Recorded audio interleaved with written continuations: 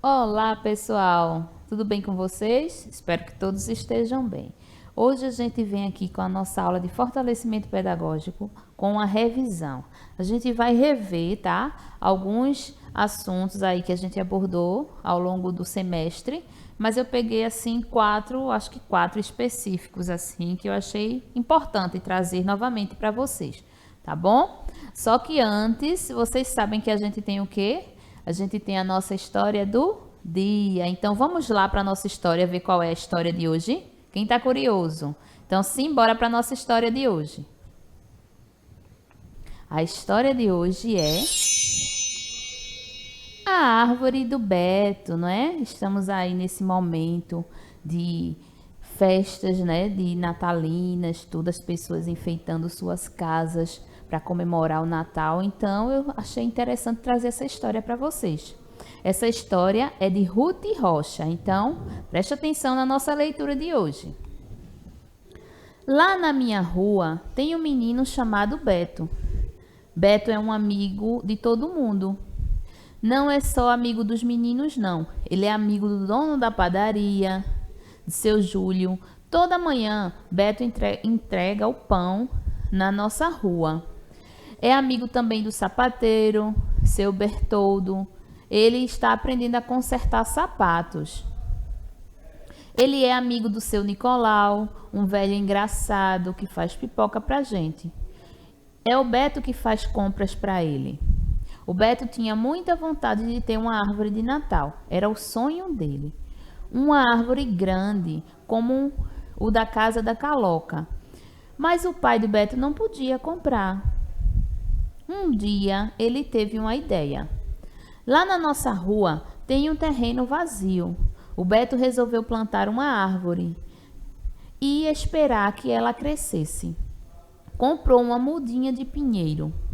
O jardineiro Alexandre deu um pouco de adubo para Beto. Todos os dias, o Beto regava a mudinha dele, tirava galhos secos, vigiava para não subir formiga. Beto cuidava da plantinha com todo amor e carinho.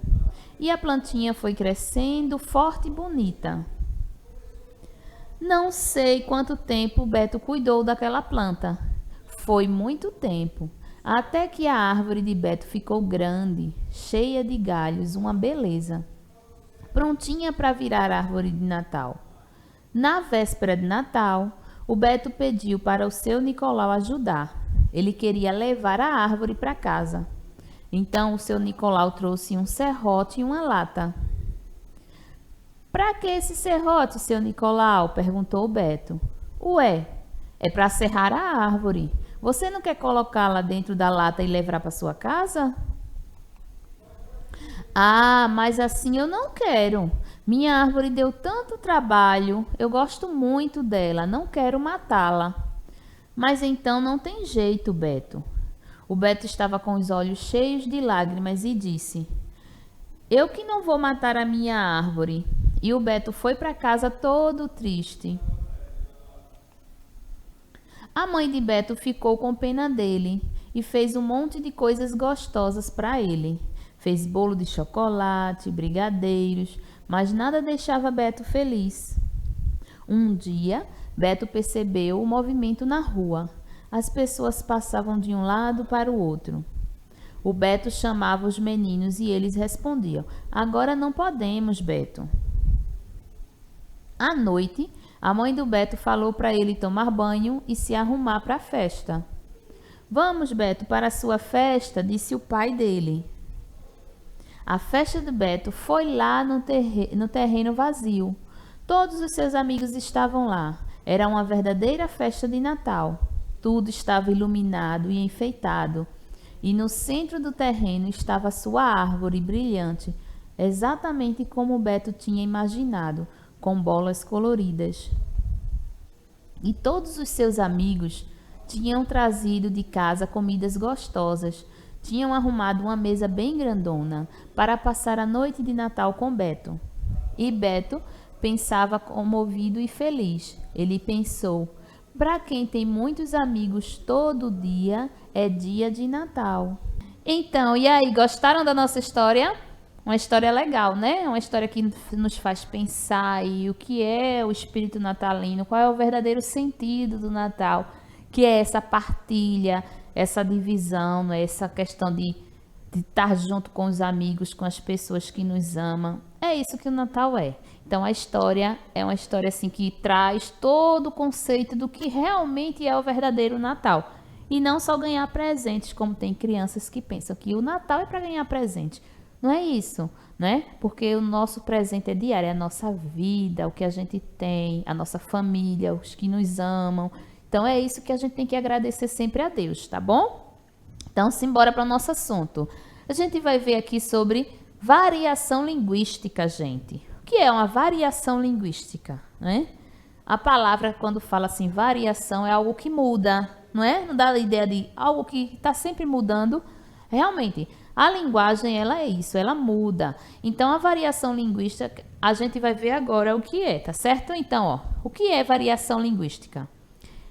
Em um único sistema linguístico, né, como a língua brasileira, que nós falamos, podemos encontrar variações no que se refere ao modo como a linguagem, né, como essa linguagem, essa língua, ela é utilizada pelos falantes, né? E é isso que dá essa caracterização de variações linguísticas. Por exemplo, aqui nessa tirinha, é uma tirinha do Chico Bento, onde presta atenção que eu vou fazer a leitura dessa tirinha e vocês vão perceber a variação. Oba, chega o colega de Chico, né, e fala: oba, oba, plantando uma árvore nova, Chico. Aí, essa aí é de quê? De goiaba, de jaca, de manga. Aí ele disse: não, de esperança. Veja que lindo. Por que ele falou isso? Essa tirinha, ela traz variação linguística, mas ela também traz uma questão de reflexão. Qual seria essa reflexão? Olha no segundo quadrinho com bastante atenção. O que é que está aí à frente de Chico nesse quadrinho, no segundo quadrinho? Estão vendo aí que todas as árvores foram cortadas. Então, ele está dizendo que a árvore que ele está plantando é de esperança. Por que esperança? Esperança em um futuro melhor, em coisas melhores. Por quê? Porque as pessoas cortaram todas as árvores que tinha naquele ambiente, ali naquele lugar. Então, essa mensagem também é uma mensagem importante que é relevante a gente falar aqui sobre, porque ele está trazendo essa mensagem. E a outra questão é a variação linguística. Qual seria? Veja, quando ele falou plantando, essa forma de falar, né, que muita gente diz que é errado, mas que não existe uma linguagem certa ou uma linguagem errada. Existem variações de linguagem, são as variações linguísticas. Essa forma como ele falou como homem do campo, não é? Então, assim, é uma forma errada? De acordo com o português, a língua portuguesa, não é a forma correta de se expressar. Porém, quando a gente vai para o tema de variações linguísticas, está correto porque aquele grupo, aquela comunidade fala daquele jeito. Então, isso é uma característica, se torna algo cultural, tá certo? Vamos seguindo aqui. Então, aqui diz assim, ó, que a variação linguística, ela também pode ser de forma regional ou geográfica. O que seria essa variação regional geográfica? Diz que palavras distintas faladas em regiões diferentes. O Brasil, como vocês sabem, é um país que temos 5 regiões, norte e sul, né? Sudeste, nordeste e centro-oeste. Então, nós temos essas 5 regiões. Tem palavras que aqui no Nordeste nós falamos de um jeito, lá no Sudeste é de outro. Lá no Sul já vai falar aquele mesmo elemento de outra forma. Por exemplo, aipim, tem lugar que fala aipim, tem lugar que fala mandioca e tem lugar que fala macaxeira. A gente aqui no Nordeste fala macaxeira. Lá no Sul o pessoal usa mandioca, usa aipim, mas está se referindo à mesma coisa, ao mesmo produto. Então, isso é uma variação linguística. Temos também o jabá, a charque e carne seca. Tem pessoas que usam a palavra carne seca, usa jabá. Nós aqui no Nordeste usamos charque, não é? Mas é tudo a mesma coisa, tá? Como também o jerimum, pra gente aqui chama jerimum. E lá no Sul eles gostam muito de usar a palavra abóbora. no Sudeste também. Então, assim, isso é a questão do que vai variar a palavra, né? A linguagem, de acordo com a região, tem a ver muito com a geografia. Esse é um dos pontos da variação linguística. O segundo ponto é uma questão histórica, né?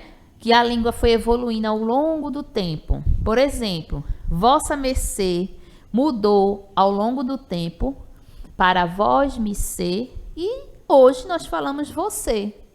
Ninguém usa mais vossa mercê ou vós mercê. Fala você.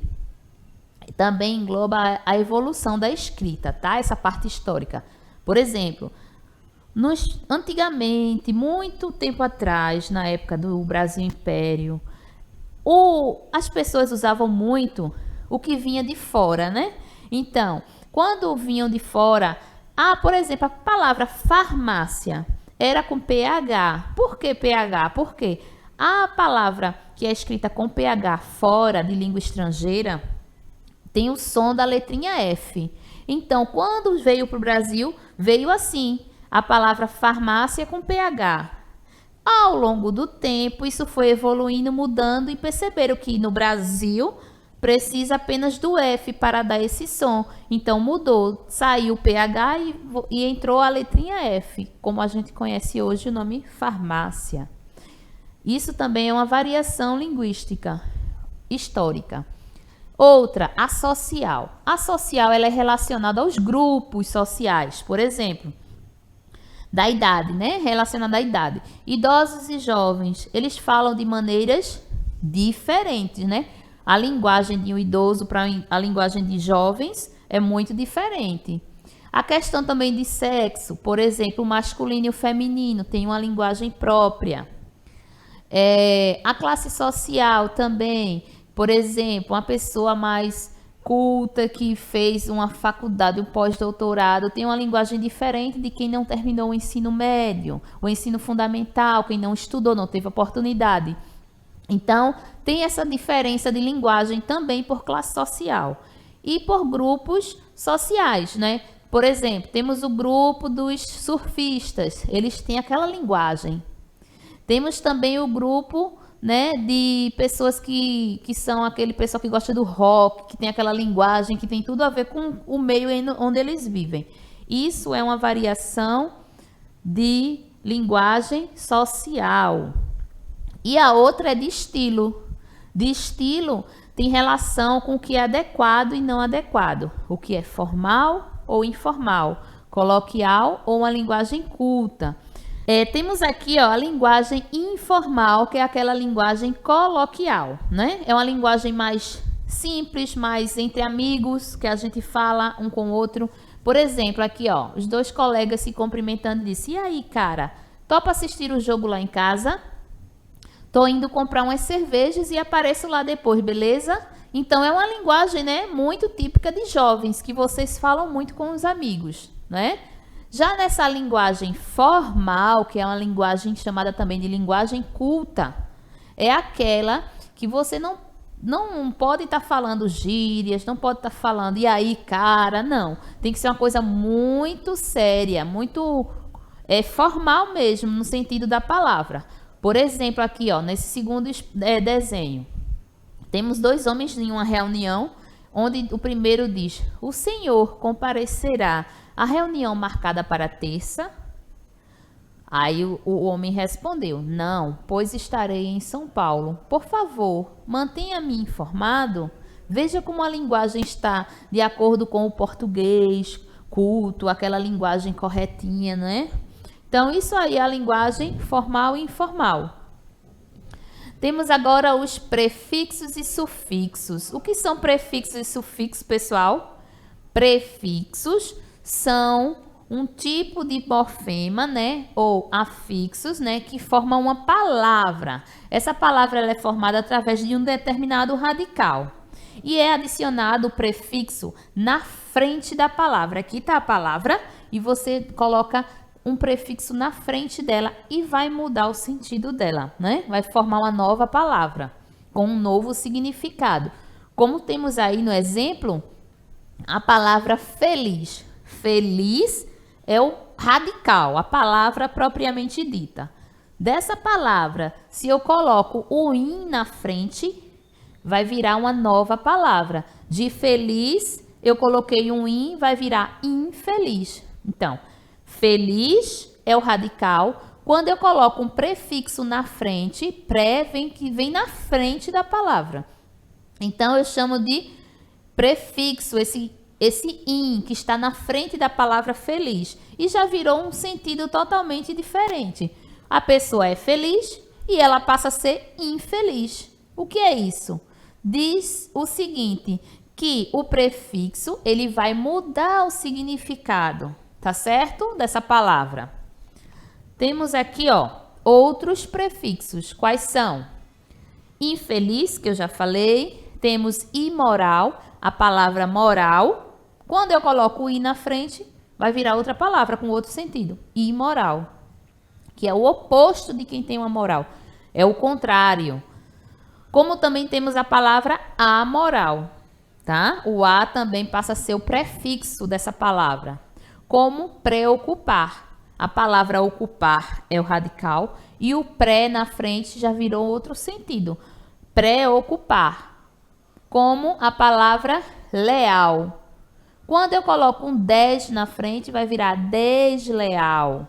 Estão entendendo, gente? Isso é simples. Eu pego uma palavra que eu chamo de radical, que é a palavra de origem, e uso um prefixo na frente dela.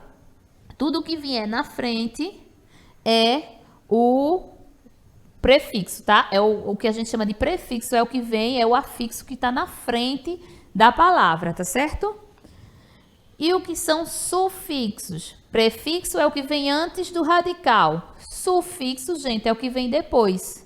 O que está aqui, ó, atrás da palavra, tá certo? Como, por exemplo, aqui, ó, a palavra brasileiro. Ela é uma palavra que tem o sufixo, que é o eiro.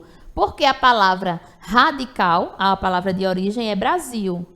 O Brasil, a gente coloca um eiro, vai virar brasileiro, que muda totalmente o sentido, que da palavra Brasil, que é o país, brasileiro, que é a nacionalidade. Então, mudou, perceberam? Quando a gente colocou esse radical, temos também outros aqui, ó. Leal. Lá no outro exemplo, quando eu usei o des na frente, virou desleal. Não foi? Agora aqui eu estou usando a mesma palavra, o mesmo radical, leal, só que com sufixo atrás. Então, fica o quê? Leal com dade vai virar lealdade, juntou. Útil com izar vai ficar utilizar. Café com zinho vai virar cafezinho. A mãe, amanhe, com ser vai virar amanhecer, não é? Então aí são palavras que são exemplos que vêm acompanhadas de sufixo, pessoal, tá? Então, prefixos e sufixos, né? São prefixos o que vem antes da palavra, do radical, e sufixo o que vem depois do radical, tá certo? Como aqui, ó, amanhecer. O a é o prefixo, manhã é o radical e ser é o sufixo. Na palavra cruzeiro, nós temos a palavra de origem que é cruz e o eiro atrás, que é o sufixo. Na palavra desalmado, nós temos prefixos e sufixos. Por exemplo, alma é a palavra radical. O des na frente é o prefixo. E o ado atrás é o sufixo. Vou ir a palavra desalmado. A mesma coisa com deslealdade. Tá vendo? Deslealdade aí abaixo, a primeira palavra. O des é o prefixo e dade é o sufixo. Juntou com, com esse radical leal, virou deslealdade. Como também temos inútil, né? A palavra radical é útil. Quando eu coloco o in na frente, eu digo que é inútil. É o prefixo dele na frente. E desvalorização vem com a mesma ideia de deslealdade. A palavra de origem é valor, né, que é o radical, e isação é o sufixo, E o 10 na frente é o prefixo, ok? Compreendido? Agora vamos para o uso dos porquês. Quem lembra? O uso dos porquês aqui, pessoal. Temos 4 tipos de porquês. Temos os porquês que são aqueles que são junto, ó, esse aí, ó, é um porquê junto com acento, não é isso? Temos o porquê separado com acento e separado sem acento. O junto com acento e o junto sem acento. Como é que a gente vai saber usar isso tudinho? Então, vamos com calma, veja só. Quando eu vou usar o porquê separado sem acento, que é o primeiro aí em cima, eu uso, ó, quando a gente vai formular uma frase interrogativa, quando vai ser no começo da frase interrogativa. O segundo porquê é no final da frase interrogativa. Já o terceiro porquê, que é o junto sem acento, a gente usa para dar resposta, para explicar alguma coisa. Então, a gente diz que são frases explicativas. E o outro porquê, junto com o acento, geralmente ele vem acompanhado do artigo o ou do artigo um. E ele é usado para substituir a palavra motivo e razão. Vamos ver aqui, ó, por exemplo, na frase, que fica mais prático. Quero saber por que o gato mia. Então, isso é uma pergunta. Então, o porquê é separado, sem acento. Já aqui, ó, o gato mia por quê? Esse porquê aqui, ele é o que, gente? Separado com acento. Mas onde ele está? No final lá da frase. Entendeu? Aqui eu tenho o porquê junto. O gato mia porque ele gosta. Eu expliquei, eu estou dando uma resposta para você. Então, eu uso esse porquê junto sem acento. E o porquê junto com acento, ele é substituído pelo motivo ou razão. Então, ó, na frase, vou explicar o porquê do gato miar. Então, veja, o O está na frente do porquê, que eu disse que ele vem sempre junto do O ou do um. E se eu trocar, ó, vou explicar o motivo ou a razão do gato miar. Então, eu estou dando aí, substituindo por motivo e razão. Então, o porquê que eu uso é esse porquê junto com acento, ok?